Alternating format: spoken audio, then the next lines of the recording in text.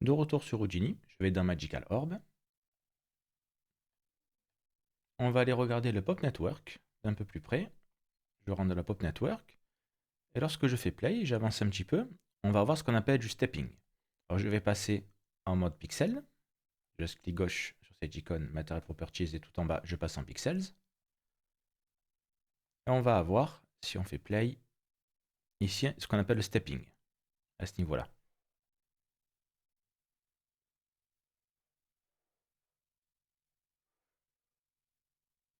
Voilà, on le voit très bien ici.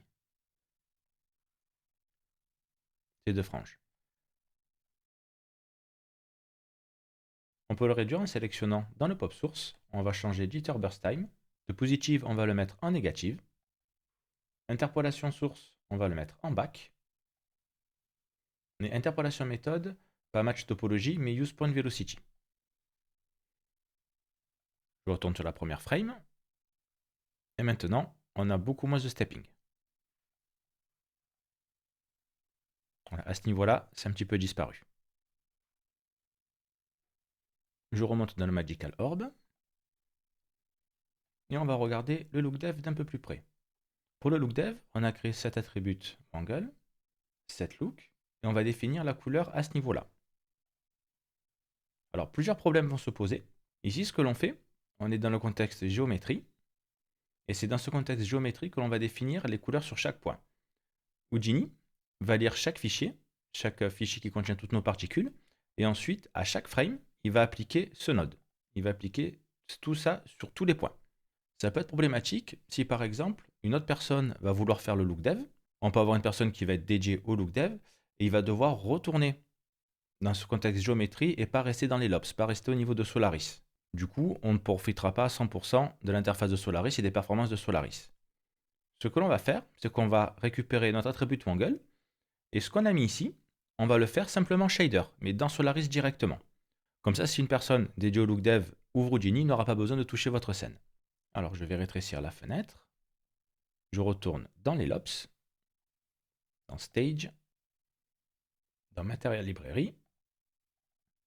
On a déjà créé un premier subnetwork pour nos shaders. Je duplique, je reste appuyé sur Alt ou Option. Je peux enlever le flag orange.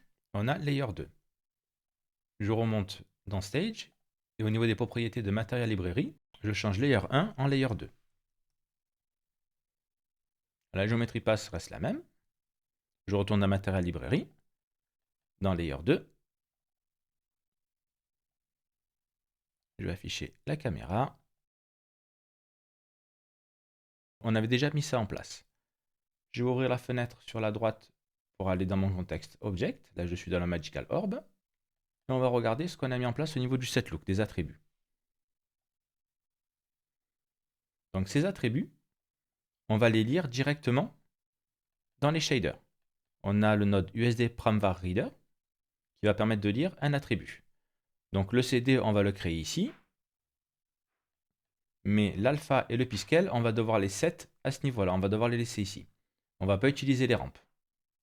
Alors ce qu'on va faire, on va mettre 2 slash, c'est-à-dire qu'on va commenter la ligne pour l'alpha, pour la couleur et pour le piscal. Ensuite, on va recréer f@alpha avec un majuscule égale 1. On va le set à 1.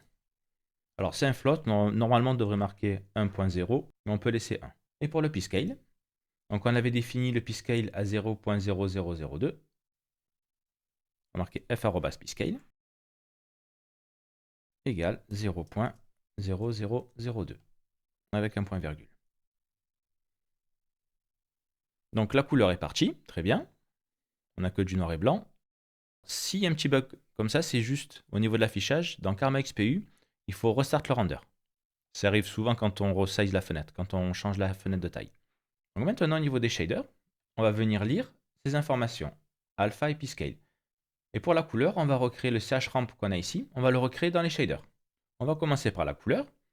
Donc on a dit que la couleur était égale à l'âge divisé par la life. On va recréer un USD Primbar Reader. Tout ça, on peut le supprimer. On va garder juste input. et le reste c'est tout bon. Alors, on va lire les informations de couleur. Donc je fais tabulation USD Primvar Reader. Pour créer la couleur, on va devoir lire l'âge et la life pour avoir l'âge normalisé. Ces informations sont directement enregistrées sur les points à la sortie de notre Pop Network, à ce niveau-là. Lorsqu'on a sauvegardé, on a gardé les informations d'âge et de life. Life et age. Donc ceux-là sont déjà enregistrés dans les points. Et on va les lire directement dans le shader.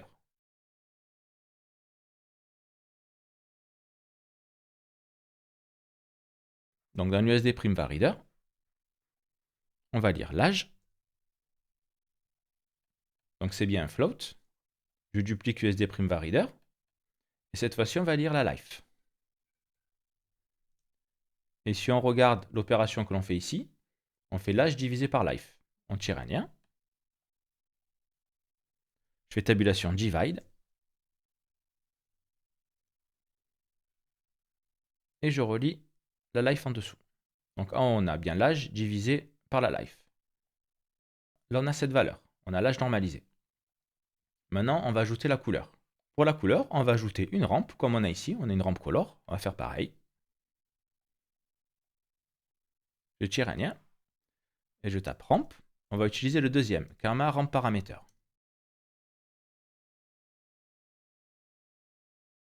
On peut faire un clic droit copy parameter sur le color de la rampe de notre ancien attribut angle. On copie parameter. Et cette fois-ci, on fait clic droit, mais on ne va pas faire past relative references. On va faire past values. Si on fait past relative references, ils vont être liés à cette couleur-là. Les valeurs vont être liées à cette rampe. On fait juste past values pour récupérer les couleurs que l'on avait ici. Et ensuite, on va relier la sortie rampe à la base color. On a traité la couleur. Alors, si je sélectionne le matériel, la surface, on va avoir dans l'émission 1. Je le passe à 0 pour l'instant. Voilà, on a les bonnes couleurs. Maintenant, on va gérer l'émission et l'alpha. On va commencer par l'émission. Je peux refermer cette fenêtre. Donc, à ce niveau-là, on va avoir l'âge normalisé, c'est-à-dire l'âge divisé par la life. On va récupérer l'âge normalisé et on va la mettre directement dans l'émission. L'émission est maintenant basée sur l'âge normalisé entre 0 et 1. Si la particule vient de naître, la particule sera beaucoup plus brillante lorsqu'elle vient de naître que lorsqu'elle arrive sur la fin de sa vie. Par contre, l'émission color, ici on est en blanc, on n'a pas connecté la couleur, donc on peut prendre la couleur et la mettre dans l'émission color. Je vais changer de frame. Je passe à la frame 1080. Maintenant, l'idée est de booster certaines zones. On va avoir au centre le corps qui va être vraiment le plus brillant. Et au fur et à mesure que l'on va s'éloigner, il n'y aura que certaines franges qui seront très brillantes. Alors pour ça, on va utiliser l'alpha. On va toujours se baser sur notre âge normalisé à cette sortie ici, du MTLX Divide. On va utiliser un USD Primvar Reader. Et on va lire l'alpha. C'est pour ça que l'on a gardé dans notre attribut angle notre alpha qui est à 1 ici. Pour l'instant, l'alpha, il n'y a aucune particule qui est transparente. Je récupère le out du divide. Je mets dans fallback. Et ensuite, je le mets directement dans l'émissive. Je remplace l'âge normalisé dans l'émission. Ça va remplacer l'âge normalisé.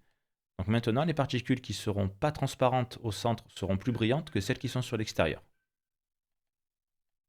On va se baser sur l'alpha plutôt que sur l'âge de la particule. Pour l'instant, ça ne change pas. On va multiplier, juste après l'alpha, on va ajouter un multiply. On va multiplier la puissance de l'émission. Et sur le in2, je tire un lien et je tape paramètre. Le nom, je vais marquer emissive mult. En label emissive mult. Donc c'est bien un float. Et on va le multiplier par 10. Donc là, j'ai une émissive uniforme sur tout. Nous, on veut que le centre, que le corps ici. Donc avant l'USD Primvar Reader, on va ajouter un ramp parameter. Et cette fois-ci, on va utiliser le karma ramp constante. On va avoir une spline. On est sur un type vecteur, nous on veut un float. Pour avoir cette spline. Et pour avoir que le centre va être sur la gauche. Donc je peux cliquer sur cette icône pour inverser la courbe.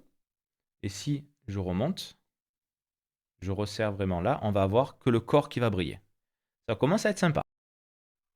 Voilà, maintenant on va avoir le corps qui va être vraiment brillant. Et on le fait directement dans Karma, dans les shaders, dans le Material Library. On n'est pas dans le Context Object. Ensuite, on va vouloir certaines franges, comme par exemple cette partie-là. Cette partie-là, on va vouloir qu'elle brille beaucoup plus. On va faire pareil. Alors, je vais arranger mon graphe.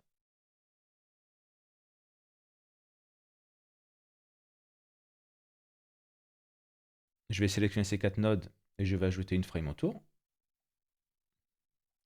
Je vais la nommer Core.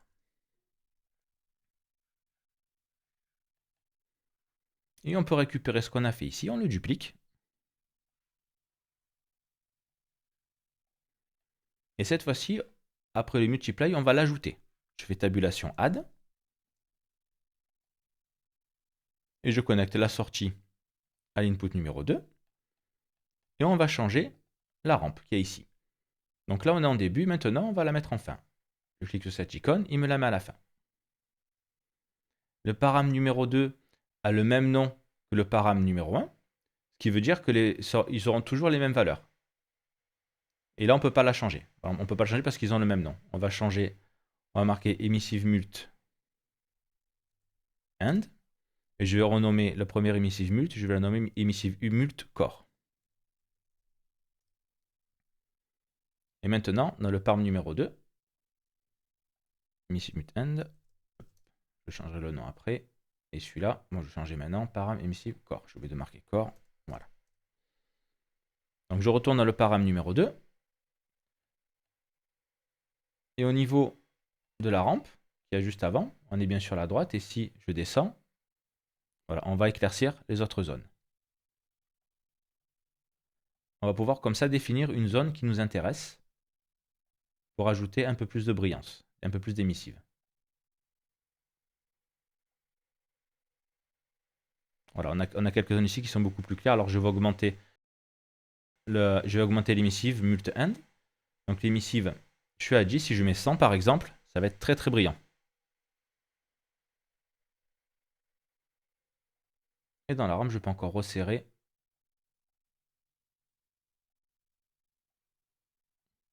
Voilà, on va voir quelques zones qui sont très brillantes. Alors c'est pas 100, c'est trop. Je vais au niveau des paramètres remettre 10. Je peux augmenter un petit peu l'amplitude.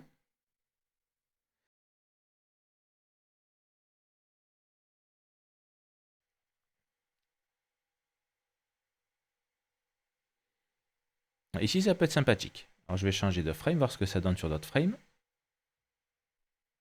C'est pas mal, on a des petites brillances ici. On a des parties qui sont plus claires. On a vraiment le corps qui est très brillant. Maintenant, un dernier point, avant de lancer le rendu, est de voir lorsque la sphère va apparaître. Pour l'instant, lorsqu'elle apparaît, on voit le noise, on voit les points directement.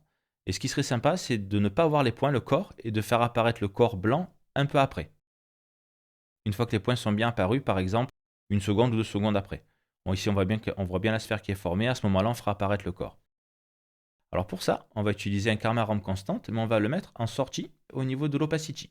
Ici, dans géométrie, on va avoir opacity. Je tire un lien, je tape ramp et je vais utiliser karma ramp constante. Je vais la convertir en float.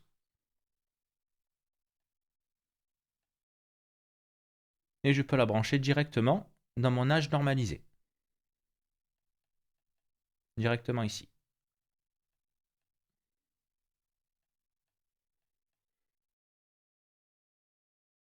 Maintenant, si je bouge un petit peu la rampe, on voit que la sphère disparaît, le corps disparaît. Et si j'avance dans la timeline, on va avoir la sphère qui apparaît, mais sans le corps. Parce que toute cette partie-là est transparente. C'est la partie qui correspond ici. Alors, ce qu'on va faire, je vais cliquer sur cette icône le premier, on va passer en B-spline. Je vais ajouter un deuxième point, à peu près vers ici, et on va animer simplement le point. Alors, je vais le passer à 15, 0.15, et le deuxième à 0.3, à 0.23, pardon. Je vais aller sur la frame 1001. Je sélectionne le premier point. Je reste appuyé sur Alt ou Commande. Et je fais un clic gauche pour ajouter une keyframe. Là, je suis bien sur la frame numéro 1. J'ai la frame qui est passée en vert, le rectangle vert. Et ici, la case est passée en vert. Et la value, pareil. Je reste appuyé sur Alt ou Option. Et je fais un clic gauche. Ou sinon, on a clic droit, keyframe, set keyframe.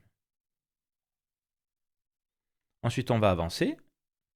On va avancer, on va le faire sur 2 secondes. La première seconde, on va être à 1025, à la frame 1025.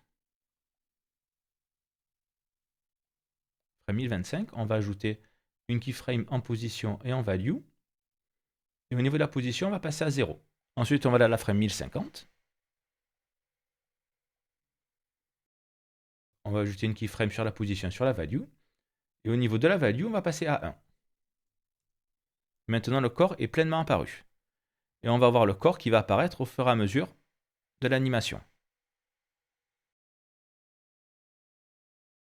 Ensuite, on peut changer les paramètres si on souhaite que le corps soit plus brillant, moins brillant, ou qu'il soit visible dès le début. À partir de là, on peut faire un petit look dev assez sympa. Et on le fait directement depuis les shaders. Là, le corps, j'étais un petit peu dégradé, c'est un peu beaucoup. Je vais remettre comme il était, j'aimais bien au début. Et on peut, si on souhaite, avoir que certaines parties du corps. C'est-à-dire que je décale un tout petit peu le premier point.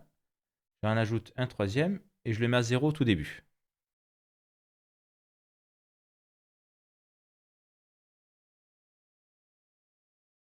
Je vais agrandir la fenêtre.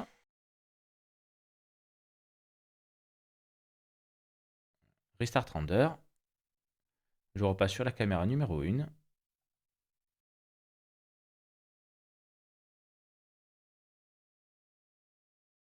Je peux changer au niveau de ce karma, au niveau de cette rampe, je peux changer l'intensité qui est à l'extérieur. Alors je vais la réduire un petit peu. Ouais, ça me semble pas trop mal. Le point numéro 1, je vais le passer pour qu'on ait à peu près le même rendu à 0.88. Le point numéro 2 à 0.9. Et le point numéro 3 à 0.92. Donc ça, c'est pour les franges qui sont ici, pour l'extérieur. Et pour le corps à l'intérieur, on peut, avec cette rampe, ici, on va avoir un petit halo. Et si on augmente un petit peu plus, le halo va s'agrandir ici, il s'agrandit. Ici, il est très diffus. Alors, je vais beaucoup le resserrer. Voilà, le premier point est à 0, position 0. Et le deuxième point, je vais le mettre à 0.01. Maintenant, on va pouvoir augmenter le nombre de particules. On va bloquer ce look dev. On va garder ces paramètres pour le look dev. On va retourner dans le context object pour augmenter le nombre de particules et avoir une simulation un peu plus sympa. Je retourne dans le context object. J'appuie sur N. Object, Magical Orb.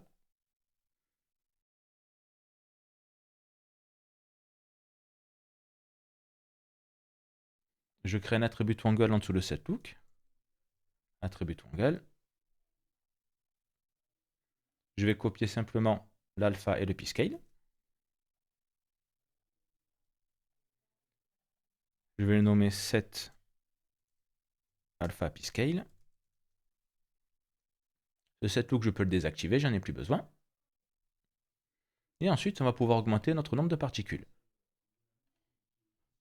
Je retourne à la frame numéro 1. Je retourne à la pop network. Au niveau du constant burst rate, on va pouvoir l'augmenter. Alors ça va dépendre de votre ordinateur, de la RAM que vous avez et l'espace de stockage. Pour le rendu de ce cours, je monte à plus de 600 millions de points et 2 Tera de stockage. Dans la prochaine leçon, je vous fournirai ma scène avec des layers supplémentaires au niveau de l'orbe magique. On fera un petit breakdown et je vais tout vous expliquer en détail comment on va pouvoir gérer au niveau des PDG tous ces millions de points sans faire exploser notre ordinateur.